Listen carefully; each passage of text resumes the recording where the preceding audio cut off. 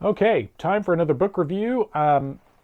Last night I posted a review that unfortunately I'm gonna have to re-record because it was too long and my camera automatically breaks up longer clips, which complicates things. And I thought if the runtime is too long, that's probably more than anybody really wants to hear.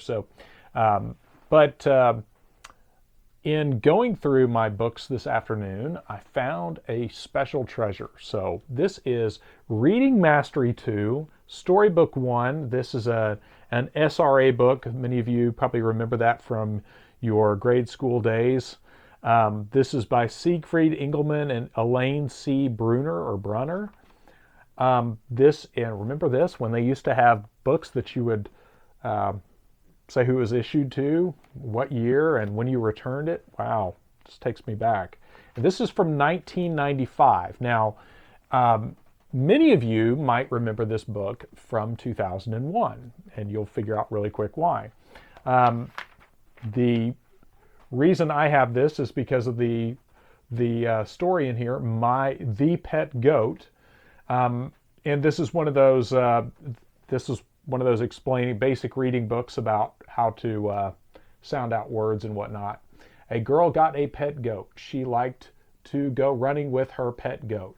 She played with her goat in her house. She played with the goat in her yard. Now, I'm not going to read the whole story about the goat, but you're probably wondering why on earth I have, of all things, and why I'm devoting any airtime to something like this. And I'll tell you. Those of you who remember the events of September 11th, 2001, now over 20 years ago, might remember this book. This is what George W. Bush was reading with I believe it was a second grade, first or second grade class, was reading this book when the second plane hit the World Trade Center. Now, why is that important, you ask? So one of my friends got this for me as kind of a joke for Christmas or birthday years ago, because we had been talking about this and they ran it down online. So it's something of a kind of a inside joke to some of the 9/11 people about this book. But here's why I find this book, not the actual book, but just the story of the book, so important. If I can find it, I'll link it at the end of the video. But on September 11th, if you remember the timeline, you can verify this all. I'm going to rattle this off from memory, so hopefully I'll be roughly in the neighborhood here on this. But the first plane, so there was two planes that hit World Trade Center 1 and 2. The first plane hit as Bush was on his way to this public relations event or whatever with the grade school. I think it was, I can't think of the name right off the top of my head, but it was down in Florida. So the first plane hit as he was on his way to that event. They get situated. He starts reading with the kids, doing this whole thing. And as you are well aware, anything like that requires a whole entourage to travel with the president for something like this. So you've got Secret Service guys in case something goes stupid. You've got his, I think Andrew Card. Andrew Card is the main player in this, so we'll focus on him. So, as the very famous piece of videotape on this was, as Bush was about to start reading this, and along with the kids, he's sitting there looking moderately pensive, and in comes Andrew Card, leans down into his ear, and if we are to believe the official record, says a second plane has hit the World Trade Center. America's under attack. And backs up, like leans in, says blah, blah, blah, blah, blah, blah, backs up out of the room.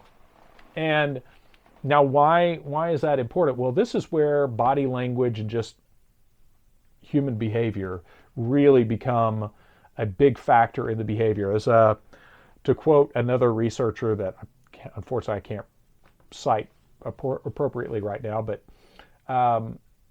this is reminiscent of Sherlock Holmes and the dog that did not bark. Sometimes we have to look at things like that for not what happened, but what didn't happen. So first of all, Andrew Card. You have Andrew Card approaching what we're to believe is the leader of the free world and giving him critical information about what is happening at that time in the country. I mean, literally, the country is under attack by any definition, and he gives him this information and backs up. Now, if you are telling your boss something of great import, something big like, hey, we're under attack, it seems on the most basic level appropriate to wait for your boss to give you some kind of reaction before you retreat backwards out of frame. So that was very strange. And then Bush proceeded to read about the pet goat for several minutes before he finally left the room.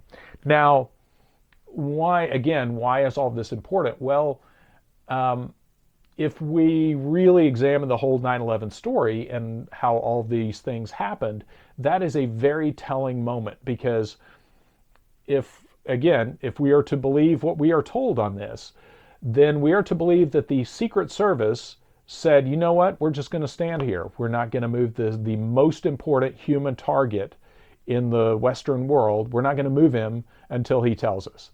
Now, and anyone who knows anything about national security and continuity of government or FEMA or any of that stuff knows that the president may have strong opinions about something, but in a moment like that, he does not have the choice to get to sit and read about a pet goat for 5 or 10 or 20 minutes. He will be bodily removed from that situation because he is a target. He is a living human target. And not only is he a massive liability just sitting there, but he is now a massive liability to himself and everyone else in that building. So you get that guy out and you put him in an armored limousine and you take him underground somewhere or get him on Air Force One or whatever, but you do not leave him in public view sitting there reading a storybook while the entire western East Coast is on fire. So anyway, that's hyperbole. Obviously, the East Coast was not on fire, but the Western world was presumably under attack if we are to believe what we're told there. So very strange behavior. Again, we have Andrew Card who literally walks in, gives what if we believe what we're told on this, gave some very critical information about the state of what was happening in the country. Did not wait for a response, but rather backed up out of frame. And then we have the leader of the free world then proceed to open the book and stare at the book like a high-functioning moron. I say that in the most polite way possible, but there's some real big, giant problems with that. Again, the Secret Service does not sit on their hands unless they have been told to sit on their hands. Their job is to protect the highest priority target in the Western world, which is the sitting president of the United States. So when the Secret Service does not leap into action, it's only because the Secret Service has been told not to leap into action. So very strange behavior. I'm curious, any of you who remember that clip, how many of you were watching that? I remember I didn't see that particular clip until months later, and I thought that whole thing was just very surreal, that here you have the president reading to kids and then hung around to give a statement at the school afterwards. Now, if we're to believe what we were told there, that they had an unknown amount of airplanes in the air that could attack anywhere, anytime, then the last thing you'd want to do is have the sitting president sitting in an elementary school making himself and all of the children human targets. So anyway, that is why I have this as part of my library. The Reading Mastery 2 Storybook 1 SRA book. Anyway, fascinating piece of history. I'll see if I can find a link to the original video on that, because it is fascinating to watch, more for what doesn't happen rather than what does happen. So anyway, thanks for watching.